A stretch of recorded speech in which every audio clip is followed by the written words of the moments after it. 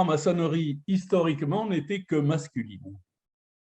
Si l'on essaye d'analyser les raisons historiques ou religieuses qui ont servi à ostraciser les femmes dans la société en général et dans la maçonnerie en particulier, on s'aperçoit très vite que le texte fondateur de la maçonnerie moderne, je parle des constitutions d'Anderson, exclut complètement les femmes, et d'ailleurs au même titre que les esclaves et les hommes immoraux et scandaleux. Comment l'initiation maçonnique est-elle venue aux femmes? Je crois qu'il y a tout le mythe de cette personne qui avait assisté à une tenue maçonnique et que les frères ont été obligés d'initier pour la contraindre à garder le secret. Et puis après, il y a tous les mouvements féminins et féministes qui ont, même s'ils ne s'appelaient pas comme ça à l'origine, qui ont voulu effectivement et décider que les femmes pouvaient pratiquer l'initiation maçonnique comme le faisaient les hommes, peut-être pas de la même façon au départ. D'accord. Quel pourrait être l'engagement maçonnique pour l'avenir? Quand on pratique une maçonnerie qui est celle que je pratique, une maçonnerie spiritualiste, je pense qu'il faut considérer qu'il n'y a pas de genre qui doit entrer en ligne de compte.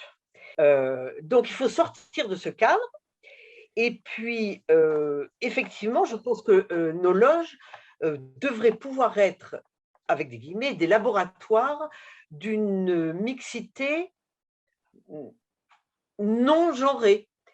C'est-à-dire que qu'en face de moi, j'ai un frère du genre masculin ou féminin, une sœur d'un genre ou de l'autre, et d'ailleurs pas forcément masculin ou féminin, parce qu'il y a quand même tout le problème, toute la question plutôt des personnes homosensibles, transgenres, non-genrées, non-binaires, que forcément on doit se poser, que la société se pose, mais je pense qu'il doit être posé au niveau dans nos loges.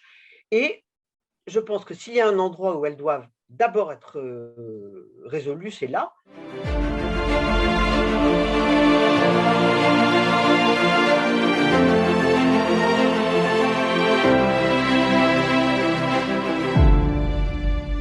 Vous avez déjà publié chez Dervy un premier ouvrage qui s'appelle Passage de grade en franc-maçonnerie, comment les réussir. Et vous allez publier un second ouvrage qui va s'appeler À quoi peuvent bien servir les anciens vénérables maîtres? Alors, c'est une bonne question. Est-ce que les anciens vénérables maîtres font-ils partie de comités secrets ou pas secrets qui vont décider de plein de choses ou pas? Non. Dans les règlements généraux de la plupart des obédiences, les anciens vénérables maîtres n'ont aucune existence. Aucune. Et pourtant, dans la réalité des faits, dans beaucoup de loges, toutes obédiences confondues, les anciens vénérables maîtres se réunissent une fois tous les 3 ans avec le vénérable maître en chair pour désigner le futur vénérable maître, à charge pour la loge ensuite de l'élire.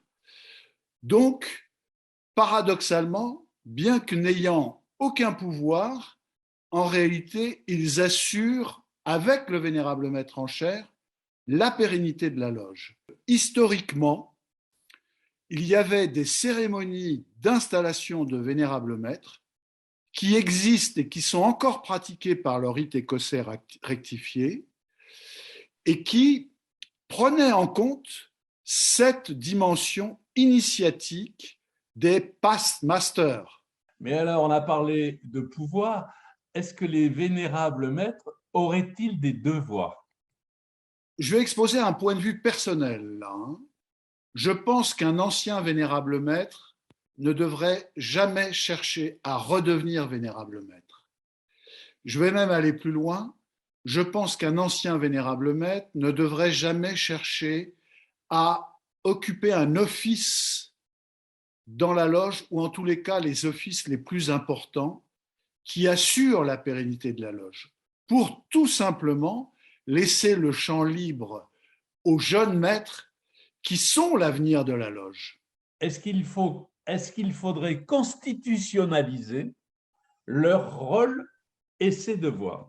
Ce qui est certain, c'est qu'il y a une tradition initiatique et un pouvoir initiant qui, à mon sens, alors là je suis très net, ne peut être transmis que par le vénérable maître en chair au nom des passe masters.